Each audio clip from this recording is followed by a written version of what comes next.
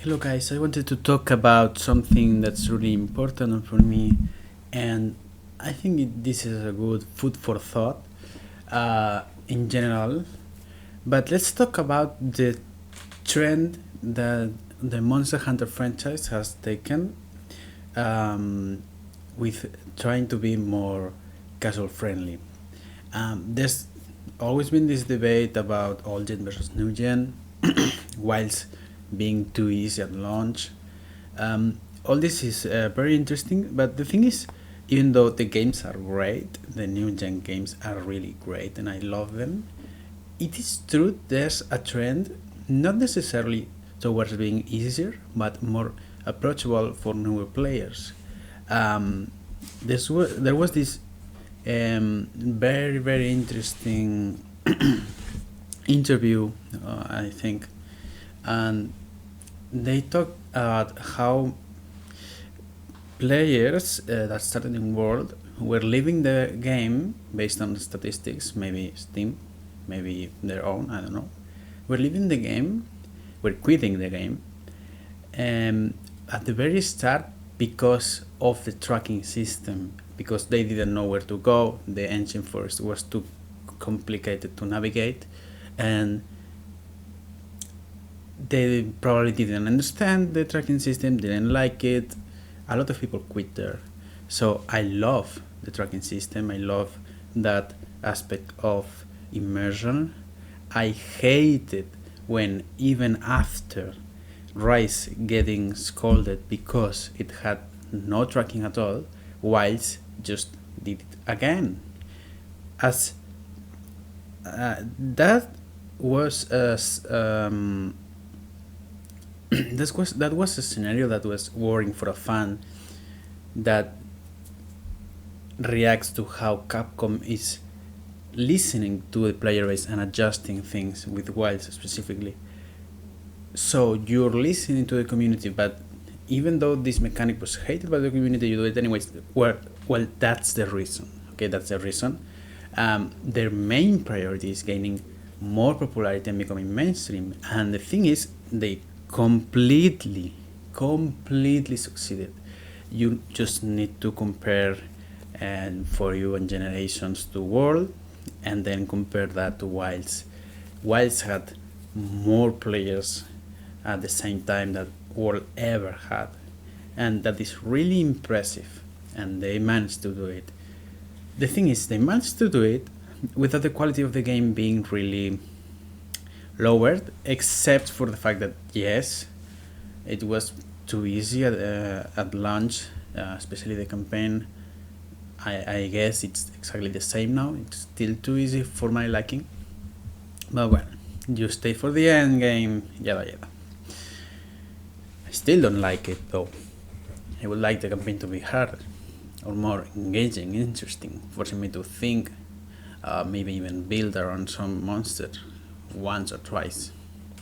So this is now objective. There's this trend. So I had this idea: what happens with this? Because so far it's being handled very well. The developers are still making these great games, and Wilds is amazing. The best gameplay for me. I'm a fan. I really like it. The monster design, the best roster with all the variety, and the best art tempered. There are basically new monsters, or basically them. Let's be honest, the master rank version of those monsters will be practically the same. Because they're really good. They're really good. Even Jinda Hat that is criticized, I recommend you try to solo him.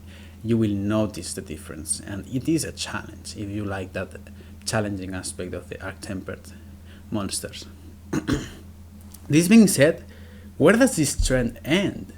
Because we already lost something of value, you would say, in tracking monsters. We already lost, and we lost many things over the years in this trajectory. If you look at old gen versus new gen, even if you look at the first Monster Hunter, second, third, there's been changes, and everything has been generally more streamlined, and there's been quality of life, and I some of that was very welcome by the vast majority of the community. I liked also this idea of grinding, gathering, or being low on money, in money, or whatever, in Zenny. In the first Monster Hunter, it's interesting, but I'm not like so hyped to play Monster Hunter 1 because of the idea of farming over and over again just to be able to grab the next quest and progress the story. Okay, there's limits to everything. But what about the other limit? What happens when you don't stop the trend, or you become greedy?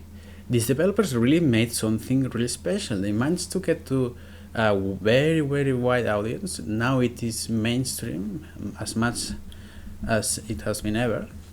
And the game is still great. It's still very deep. There's still 14 very interesting weapons. There are still crazy monsters.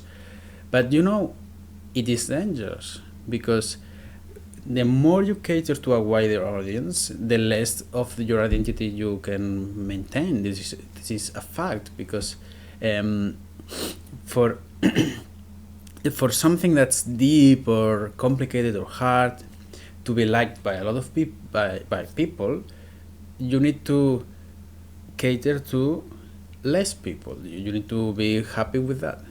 And the more complex, the harder, etc., etc., the more niche, the more weird, it cannot be liked by everyone. So the opposite happens. I don't want a Monster Hunter that is too new player friendly, too casual. I'm not saying we're anywhere near that, but it's just an interesting thought. And you can have these other ideas in mind. Like, the developers are the same that were working in the first Monster Hunter. So that probably explains how they managed to maintain their identity and make great games for 20 years. But what happens when some of these people in power actually retire? What happens when someone different, just a little bit more greedy, just a little bit less connected with the franchise, takes the wheel? It's worrying for the future. Long term. Short, middle term, I'm not worried. The games are still gonna be great and awesome. I'm very hyped for the wild expansion. I want to see that first trailer come. And yeah, you shouldn't be really worried, but let's think about that. That is a possibility, and that has happened to so many franchises. It happened to Pokemon, it happened to Zelda with Tears of the Kingdom. Really, really shameless. I recommend that long ass video, I Hate Tears of the Kingdom. And it happened to Metroid Prime 4. It's that's a joke, and it's really sad. I'm not saying those franchises are on a point of no return. They could still go back to their success and formula and identity, all that. But imagine it happens to Monster Hunter, or imagine it's so casual friendly, so the hunters are so powerful, etc. It becomes basically a gacha game, like a Wuthering Waves, and you have these perfect dodges that have almost no cooldown, this stamina that's almost irrelevant. Everything is flashy, but there's no depth, there's no punch, there's no slow, methodical gameplay. There's less combo chains, etc. I think that's far-fetched. Okay, I think that's not what we are to expect, luckily, but it could happen in a far future.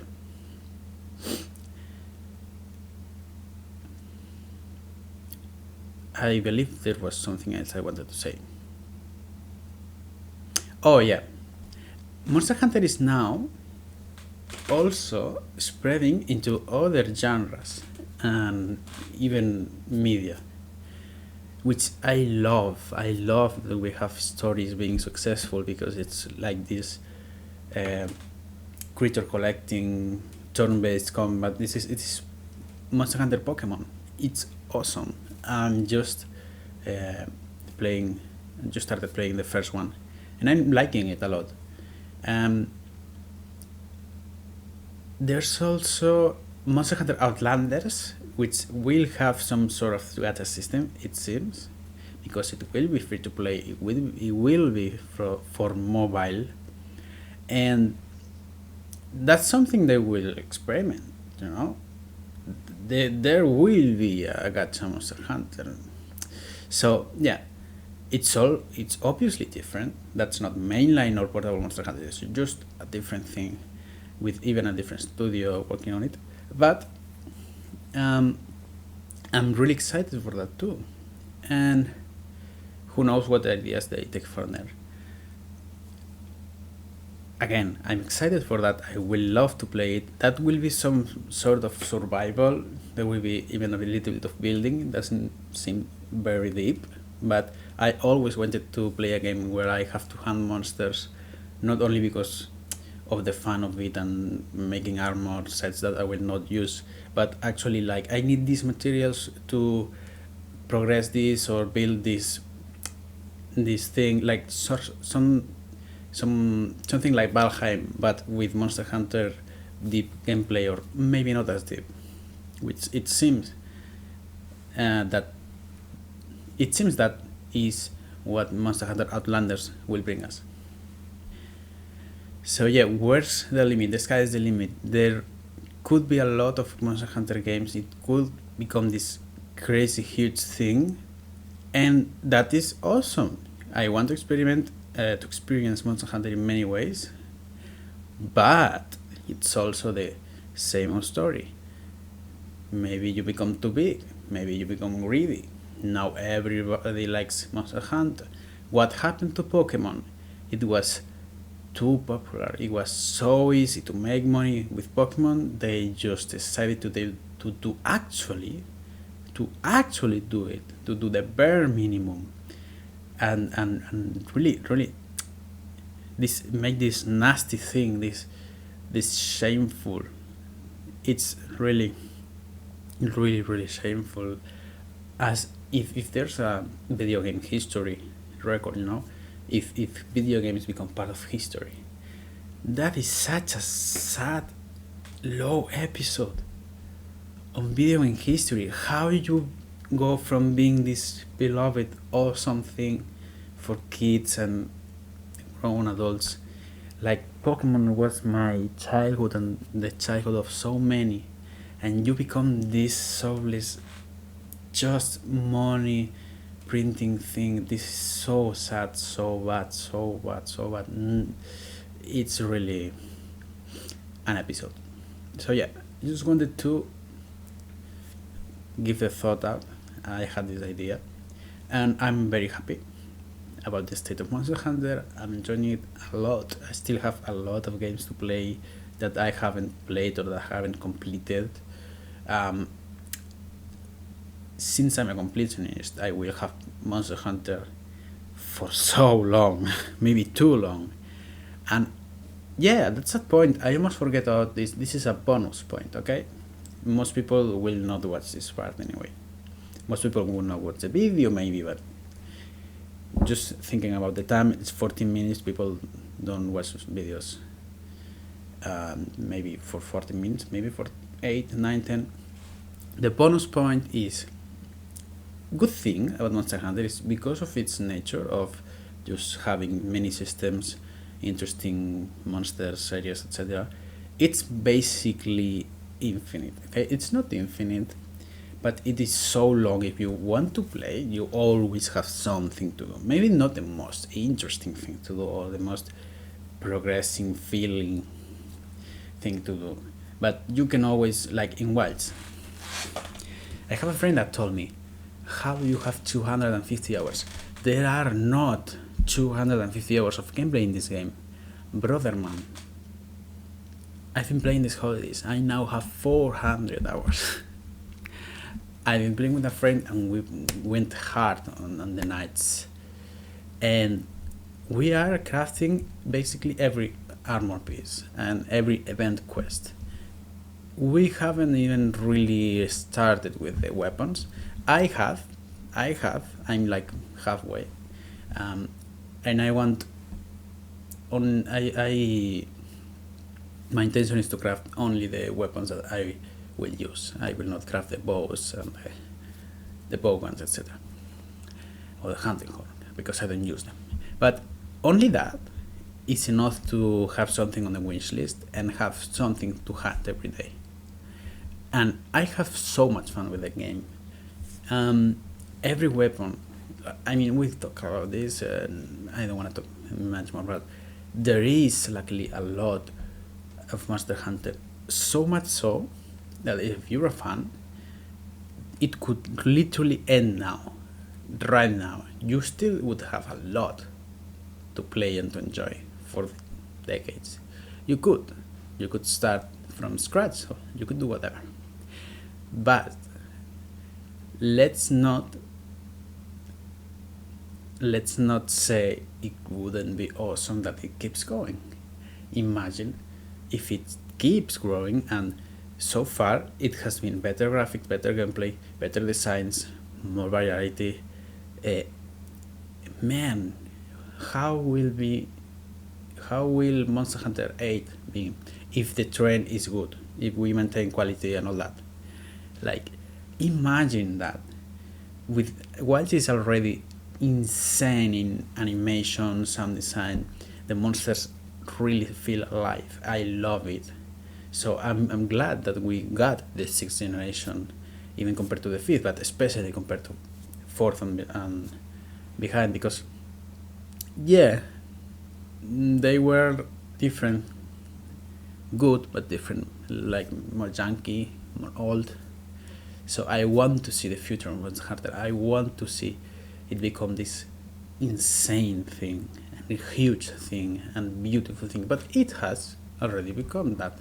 So yeah, good side, the silver lining is, even if it goes just to shit, we still have a lot of gameplay, a lot of Monster Hunter to enjoy. And the also good side is it's still not going anywhere. It could go bad, but it's not happening yet. And